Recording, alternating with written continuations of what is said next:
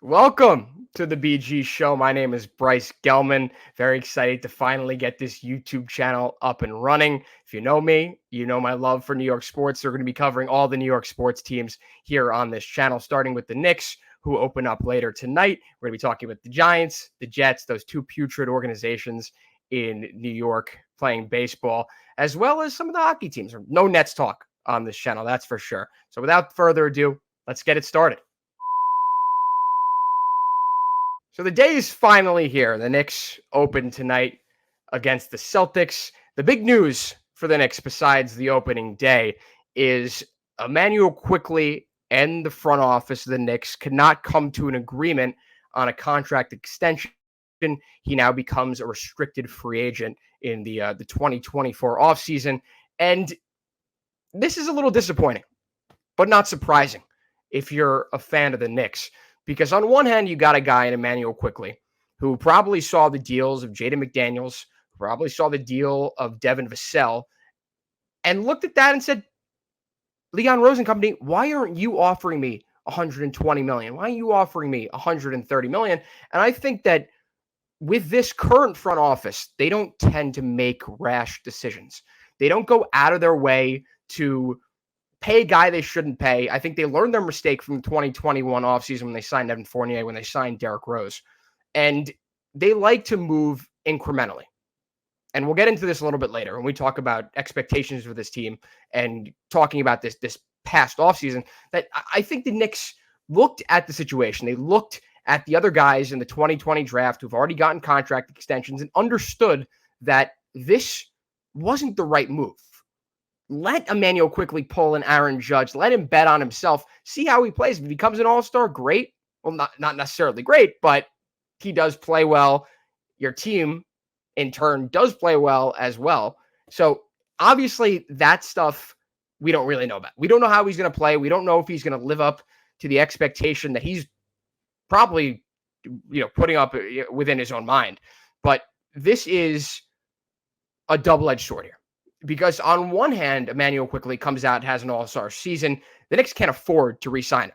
Some other team that has a lot of money on the books, or coming off the books, is going to offer Quickley, one of the best two-way players in the league that's not even starting on the Knicks, a sizable contract, a contract that he deserves, because he's arguably accomplished more in the league than Devin Vassell and Jaden McDaniels have both accomplished.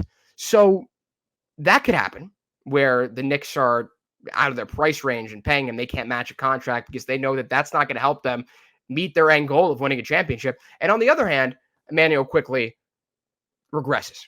He scored upwards of 14 points per game. His field goal percentage was over 45%, which is better than any other year, and his win shares was 6.7. Let's say you take that sample size and he regresses back to where he was the first two seasons, where Quickley isn't worth that much money.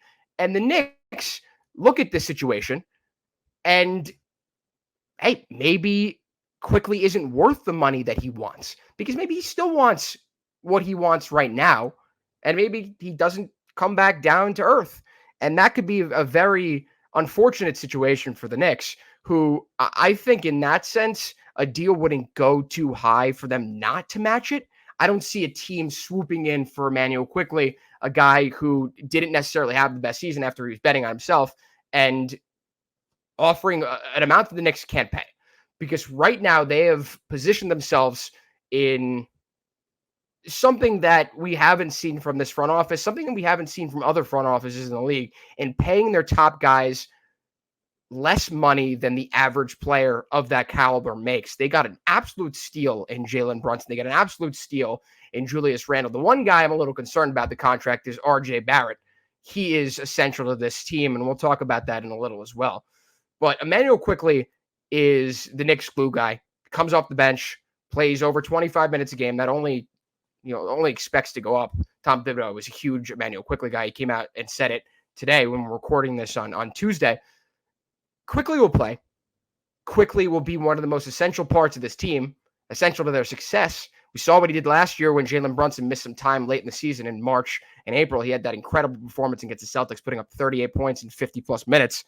The guy thrives in big situations. A little disappointed with how he played in the playoffs last year, But again, small sample size. He was playing with an injury. We'll see. We'll see what happens this year. But Immanuel Quickley, Knicks fans, other fans, like you feel like he belongs in New York. He rises to the occasion.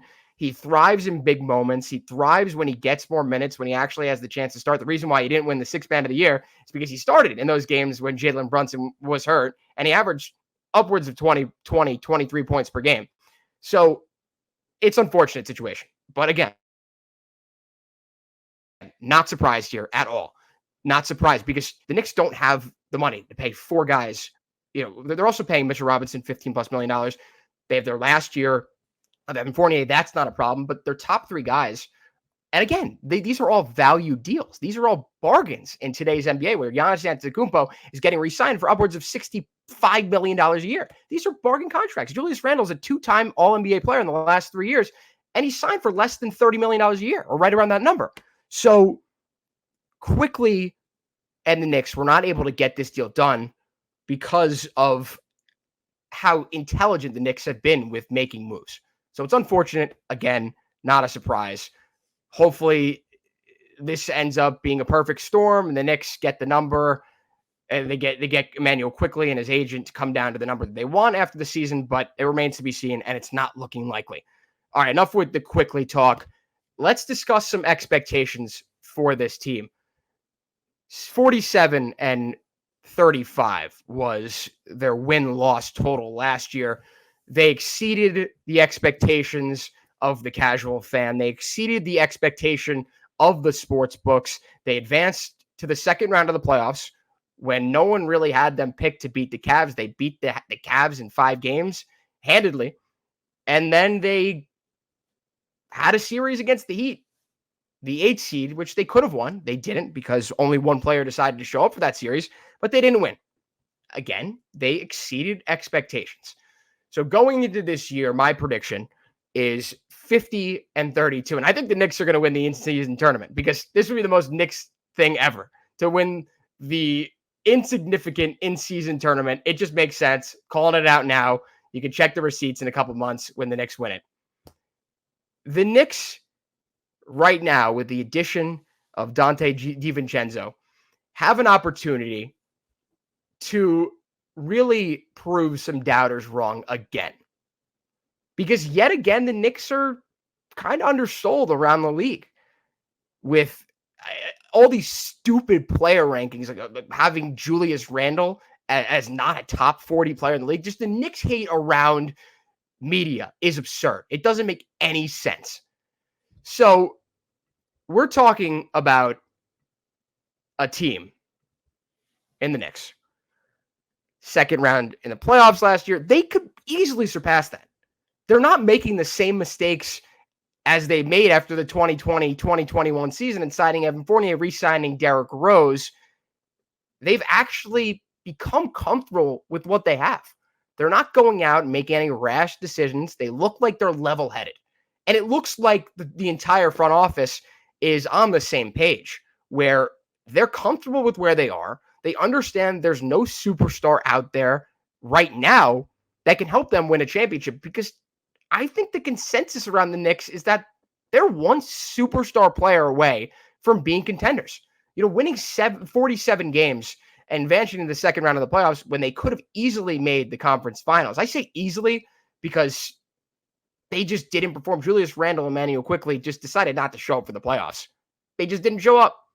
And Tom Thibodeau, say what you want about his regular season prowess and the ability and the attitude and the tenacity that he's been able to get out of his players in the regular season. He's brought stability to this team. He got completely outcoached and outclassed by Erik Spoelstra, which isn't that crazy.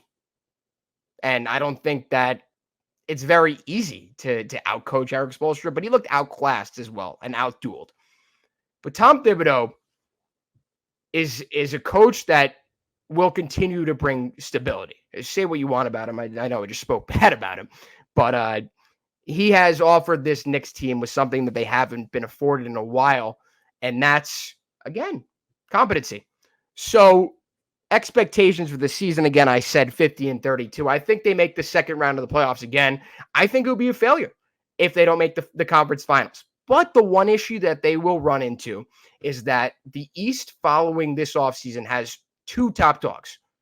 The Celtics, who acquired Drew Holiday and Kristaps Porzingis, and the Milwaukee Bucks, who acquired the star prize of the offseason in Damian Lillard. Those two teams are far and away the favorites, both from any real NBA fan, casual NBA fan, but the sports books as well, to win the championship or to win, to win the Eastern Conference. But the rest of the East didn't get much better. You look within the Knicks division, the Sixers, what do they have going on? There could be a good chance. There's a bunch of rumblings that have been made that Joel Embiid, if this fiasco with James Harden continues, decides to ask out, which I'm not even going to touch that right now. I'm not going to, play into all the hearsay and all the stupid rumors, whatever Bill Simmons says. But who knows? That could be a possibility for the Knicks down the road. But the Sixers are not the same team that they've been.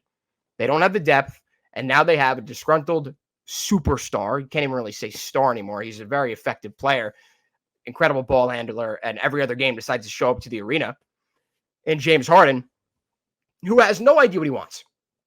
He knows he wants out, but how many times can you possibly ask out and have success in this league? This is his third trade request. That's the most in NBA history, for all that I'm concerned. So they have that situation going on in the Atlantic Division. The Raptors lost Fred VanVleet. They're one of their top scorers. They're one guy in the backcourt that they could really rely on in offense.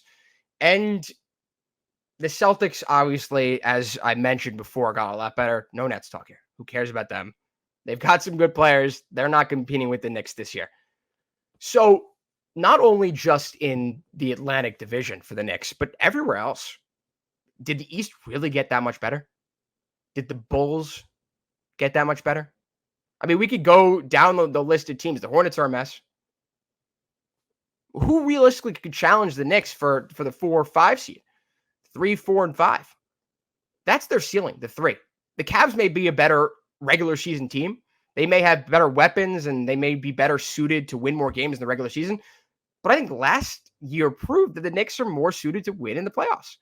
So no team besides the Celtics and the Bucks really concerns me. I think it's fair. It's fair to say that the Knicks right now, they did the right thing this offseason. They did the right thing last offseason by holding off on Donovan Mitchell with Danny Ainge asking for the entire team. It felt like they were willing. I don't even want to get into that because I think the Knicks tax and Knicks bias around the league is real. And good on Leon Rose, good on Worldwide Wes, good on Scott Perry, who left, who's doing ESPN now, for not taking the bait last offseason and for not taking the bait this offseason on Damian Lillard. There is a semblance of competency around this team that we have not witnessed since the 90s Knicks. And while it seems like the Knicks are holding back and not making the correct moves to put them in the right position, if you're a Knicks fan, take a step back and realize there hasn't been a move out there that could have made the Knicks a championship contender that they didn't pull the trigger on. They acquired Donovan Mitchell. They give up their entire depth. They give up Quickley. They give up Grimes. They give up Toppin. That's their entire depth gone. Acquiring a player makes more money than those guys combined, unless Fournier was involved in the deal. Evan Fournier coming off of the books. The Knicks have an expiring contract that they could use to entice other teams in a potential trade. They are making all the right moves, and the right moves right now are to stay put, do the right thing. And they are doing the right thing by not acquiring anyone besides DiVincenzo on the mid-level exception, which was just an incredible deal looking back on it. He's an impact value player who's going to provide a lot to the Knicks second unit. Him, Grimes, and Quickley in that second unit. Watch out for them. Watch out for them. That's all I'm going to say. But the Knicks calling card right now is their depth. And their second unit arguably is better than any second unit in the league right now. And they got to stick with that. They have to stick with that unless a Joel Embiid comes along. I don't really see anyone else in the league right now as superstar level. getting offered for a trade or asking out. I think that's the worst situation around the league for a team that's a competitor that could compete for a championship. And I think Joel Embiid, that again, I mentioned that before. We'll get into that when some actual information comes out. But it's certainly an enticing prospect to bring Embiid to the Garden. What the Sixers will ask for remains to be seen. I'm sure, considering the fact that they're asking for multiple first-round picks and a swap and Terrence Mann for James Harden, makes me think that they're going to ask for just a little bit more for the former league MVP. So exciting times for this Knicks team. Very anticipated upcoming season. First anticipated season, or the most anticipated season since after the 2020-2021 season, when they went to to the playoffs for the first time since 2012-2013. But this is, let it out, Knicks fans. This is the right feeling to have, that you understand that there are two teams in the East that are all in. They're better than you. They will beat you in the postseason. They will win the majority of games you play against them because they're all in. The Knicks are not paying their top guys a lot. They've acquired assets. They have a lot of first-round picks coming up in the next few years. We're in a good position as Knicks fans. And I think when you take a step back and just realize that this is good, that it makes you feel better, and it makes you feel like this is the best team in New York, the best run team, the most well-run team in New York. And it's just crazy to say that. It's insane that it took until 2023 to be able to say that. I can't remember the last time. But good time to be a Knicks fan. Bad time to be a fan of mostly any other team. Maybe besides the Jets, Yankees, Mets, Giants. Not too great right now. But big game coming up between the Giants and Jets this weekend. We'll get into that at some point here on the BG Show on my YouTube at Bryce Gelman YT.